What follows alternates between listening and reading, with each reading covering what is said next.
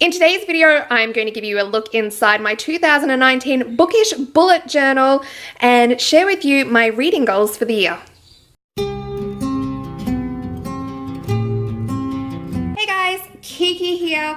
Today I'm going to be showing you inside my very minimalist Bookish Bullet Journal, and I'm also going to be sharing with you my 2019 reading goals.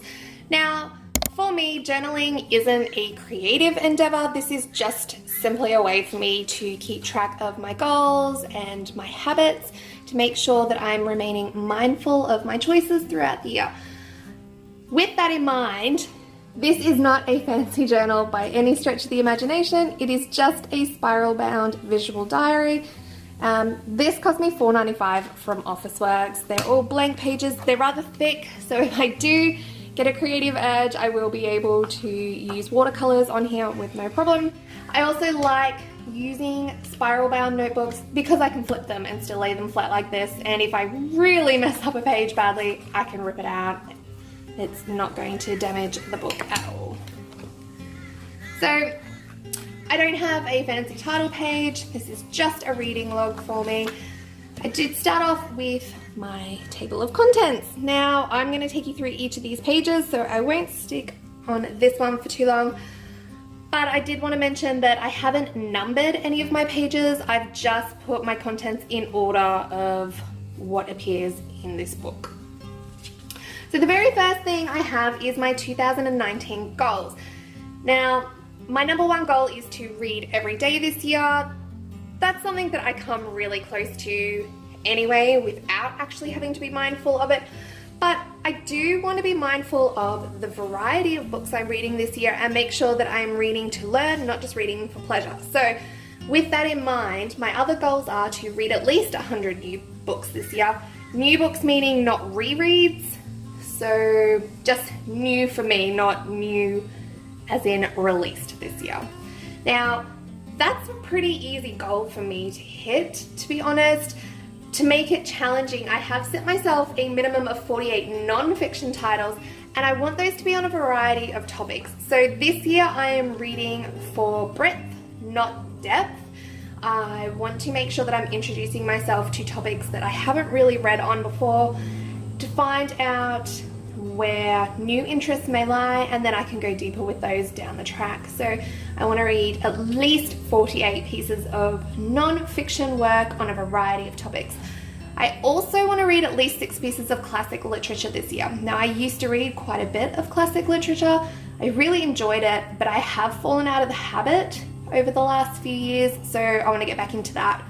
Because I know I'm slower at that than I am at reading modern fiction, I've just kept that at 6 pieces, which is only one every couple of months, so that shouldn't be too much of a stretch, but it will keep me mindful and accountable. I also want to complete the Goodreads monthly genre challenge. Now, I'll talk about this in a moment, but again, this is just to make sure that I'm reading a variety and not getting stuck in a reading rut, which is definitely where I've been in the last year or two. And finally, I want to read at least 3 plays by William Shakespeare this year. That's just one every 4 months, which I think is really doable. So the next one I have is my monthly themes. Now, these themes come from the Goodreads challenge for the year. So each month has a different genre to read from. So January's is contemporary fiction or literary fiction choices, which I have already been able to tick off. February, romance, women's, western. March, mysteries, suspense, and so on. I will link to this challenge in the description box below. It is a really fun one to join in and a really good way to make sure you're reading widely without actually having to think about it all that much. So my next spread is to keep track of my book challenges. Now, so far I've only filled in the monthly genres challenge, and I've already been able to color in January's choices.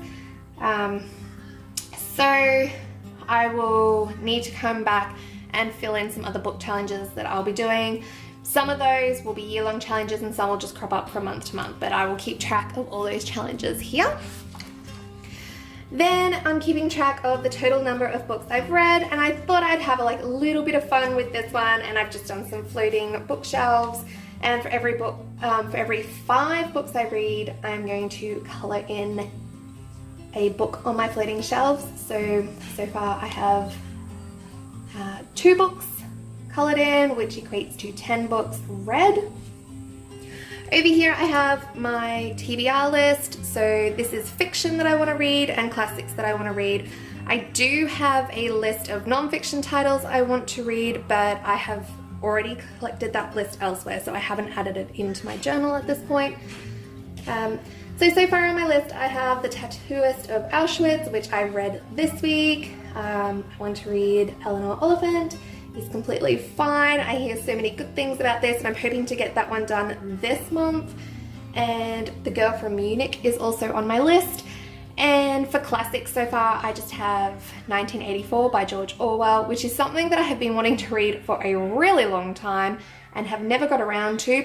So I've already gone out and bought this one to put on my shelf, all ready to go.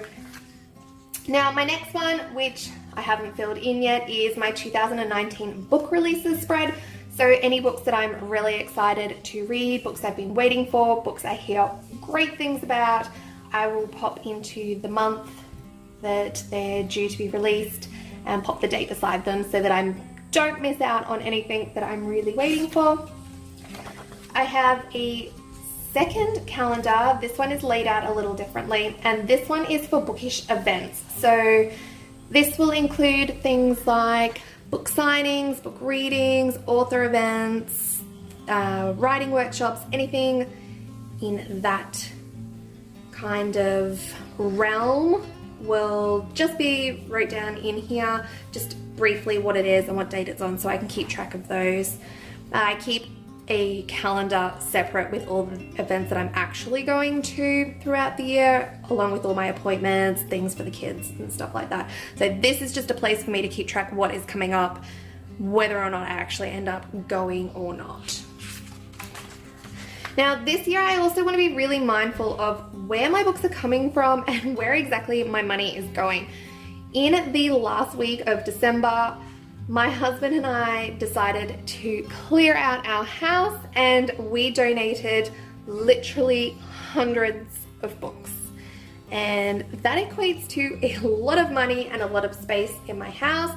And because I do like to keep things quite minimalist, I don't actually want to be building up my library to a significant degree again. I would prefer to be using the library. So I'm keeping track of books that I borrowed from the library, those I've bought, those I've borrowed from friends, and those I've donated, with just a little reminder to myself to be mindful of this, because I don't want to fill my house again, which sounds really weird for a book lover to say, but I'm also rather minimalist. So I just want to be really mindful of what is coming into my house and where it's coming from. By the same token, when I do buy books, I want to be keeping track of where I'm buying them from. So am I buying them from an online bookstore, a physical bookshop, a secondhand store, or a buy, sell and swap group? So this is just to keep track of how many books I'm buying from each place in each month. And so far this month I've been really good. I've only bought one book, which is that 1984 by George Orwell, and I bought that from a local family-owned bookshop.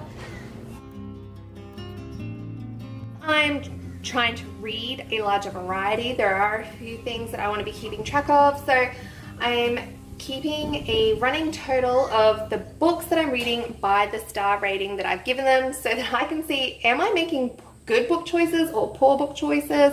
And if I'm finding that I'm getting a lot of 1s and 2s, I want to be looking at why am I choosing books poorly? Why aren't I choosing more books that I love? So far so good. They're all average to slightly above average, so I'm quite happy with that. I'm also keeping track of books by size. I tend to read most of my books in this 201 to 400 pages. Almost everything ends up in here. So I'm not planning on reading many huge books this year. I don't think that will be feasible with trying to hit that 48 non-fiction goal that I have, but I would like to make sure that I am reading a variety. I don't want to just be sticking here in my comfort zone, so I'm hoping to read some short fiction, some anthologies, and some longer books as well. Now with those goals I have with the number of fiction, non-fiction of classic books that I wanted to read, I'm just keeping running totals here using tally marks.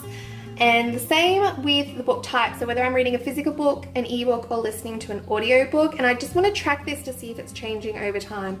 I think at the moment the vast majority of what I read is a physical book, but I do want to see if that changes at all.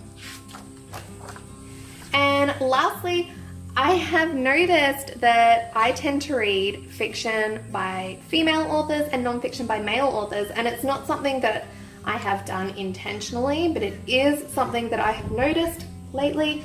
So I want to be a little more mindful of that this year.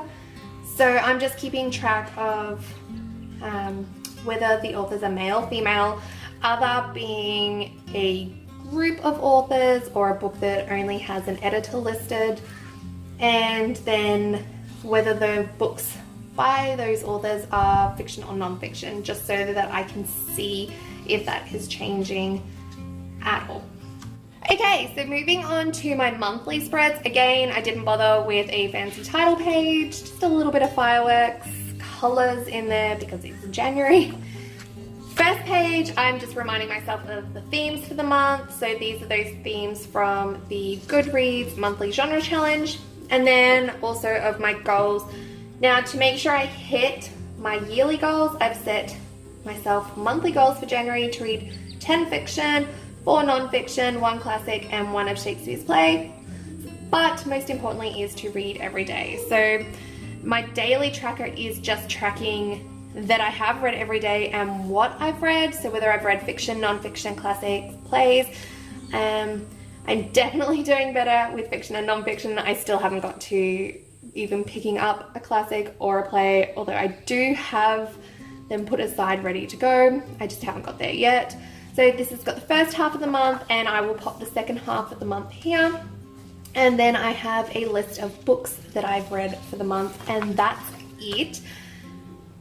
Because I don't need to be tracking anything else at this point. It may change in February if I decide that there are more things that I want to track. Okay, so that is it for my very minimalist bookish journal.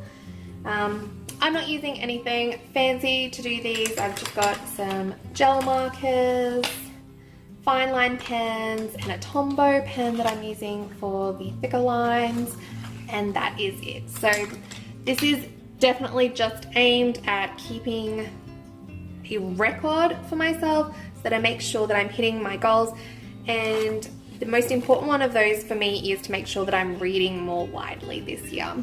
So I hope you found this helpful. I hope it gave you some ideas for setting goals for yourself or spreads that might be useful to you. I will see you back here with another video really soon. Bye!